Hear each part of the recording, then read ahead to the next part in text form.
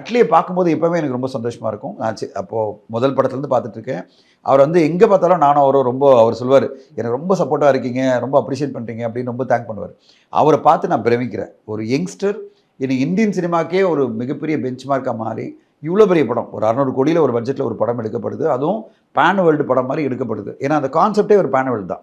It's not an Indian அப்படிலாம் நினைக்க super hero concept. Super hero கான்செப்டில் பெரிய விஷயம் நிறைய சூப்பர் ஹீரோன்னு சொல்லக்கூடாது, பல விஷயங்கள் இருக்குது. அதில் பார்த்தா அது சூப்பர் ஹீரோவும் இருக்க மாதிரி இருக்குது, ப்ளஸ் வந்து ஏலியன் இருக்க மாதிரி இருக்குது, பல விஷயங்கள் இருக்குது. அதனால் அது என்ன இருக்குது அப்படின்றத நம்ம கான்செப்டாக பார்க்கும்போது தான் தெரியும். ஆனால் அது இத்தனை டெக்னீஷியன் இன்வால்வ் இருக்குன்னா அது ஏதோ ஒரு பெரிய பிரம்மாண்டமான விஷயத்தை அப்ரோச் பண்ணும்போது தெரியுது.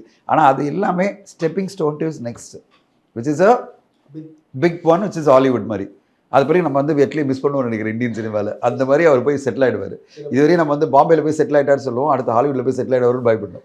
ஸோ இந்த மாதிரி ஒரு வெற்றிகள் ஒரு இயக்குனர் கிடைக்கும் போது நம்மளுக்கு என்ன வருதுன்னா, நம்முடைய டேலண்ட்டுக்கு எல்லையே கிடையாது. நம்ம டேலண்ட் எங்கேனாலும் ஜெயிக்க முடியும், அவ்வளோ திறமைகள் இருக்குது அப்படின்றதுக்கு இவர் ஒரு பெஞ்ச் மார்க்காக இருக்கார். ஸோ அந்த வகையில் நம்ம வந்து வாழ்த்து சொல்லணும்.